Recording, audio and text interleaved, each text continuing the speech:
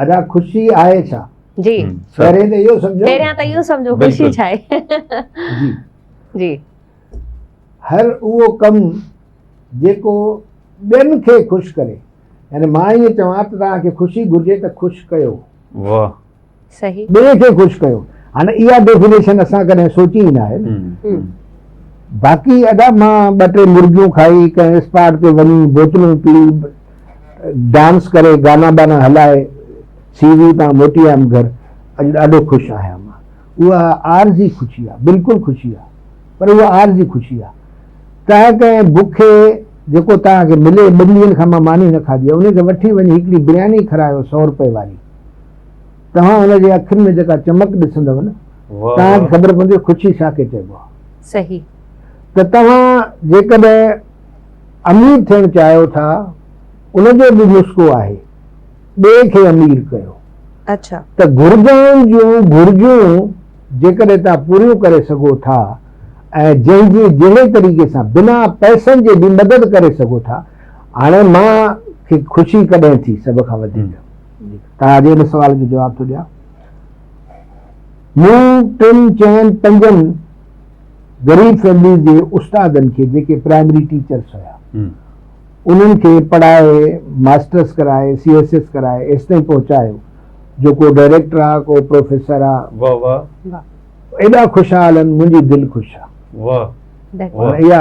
मुंहिंजी चरियाप अलाए सियाणप आहे मूंखे ख़बर न आहे पर मां ईअं थो सम्झां जी मां एतिरो अकुल हासिल कयो आहे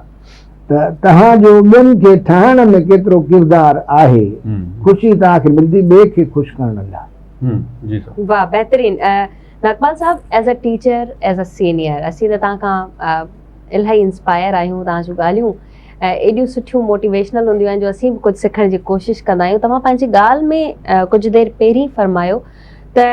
टीचर डॉक्टर इंजीनियर या XYZ को बि पेशो तव्हां बाद में इख्तियार कयो पहिरीं थियो तव्हां सुठा इंसान सुठे इंसान जो मक़सदु छा आहे छा असीं सुठा इंसान न आहियूं ऐं हर कोई पाण खे सुठो इंसान सम्झे थो छा सुठो इंसान उनखे चइजे थो जो ॿिए खे तकलीफ़ न ॾे छा सुठो इंसान उहो आहे जो ॿिए कंहिंजी मदद करे या वरी इनखे असीं कन्वर्ट करे वञूं था सूफ़ीज़म में छा हिकिड़ो सूफ़ी इंसान पाण खे सुठो इंसान सॾाए थो त हिकिड़ो पोश पहिरे करे हिकिड़े कुंड में वेही करे सिर्फ़ु अलाह अलाह कयो सुठे इंसान जो मक़सदु छा आहे? वाह वाह ॿियो आख़िरी त बिल्कुलु बि न आहे। अच्छा सुठो इंसान चइबो आहे दर्दमंद दिलि ऐं साहिब सोच दिमाग़ थे ऐं वरी दोहरायां थो जी दर्दमंद दिलि जेको ॿिए जे ॾुख ते ॾुखे ठीक वेठे जिनी वटि ॾुखंदो दूर थिए वाह त जंहिं वटि वञी तव्हांजो ॾुखंदो दूर थिए न हू दर्दमंद इंसान आहे हू भलो इंसान आहे जेको तव्हांजे ॾुख खे दूर करे सघे थो पर वेठे जिनी वटि ॾुखंदो ॾाढो थिए चए थो सो माॻो ई मट हासिल हुए 1000 हाणे लतीफ़ जे दौर में 1000 माना करोड़ तव्हांखे करोड़नि जो फ़ाइदो हुजे उन्हनि माण्हुनि खे छॾियो सुठे थियण खां सुठनि जी संगत ज़रूरी आहे हीउ सोबत जो असरु आहे जेकॾहिं तव्हां सुठा थियणु चाहियो था मां सुठनि जी डेफिनेशन वरी दोहरायां थो जी जेको दर्दमंद दिलि रखे ॿिए जे ॾुख ते ॾुखो थिए ऐं साहिब शऊर हुजे एनालिटिकल माइंड रखे ऐं इहो ॾिसे त मुंहिंजे अमल मां इंसानियत खे केतिरो फ़ाइदो आहे इंसानियत खे केतिरो नुक़सानु आहे त ही सुठे थियण जा अमल आहिनि ऐं इहे सिखंदासीं सुठनि मां। अच्छा मां इहो अर्ज़ु कयो गुज़र दफ़े में कि चाहिए अच्छों को जितना चाहिए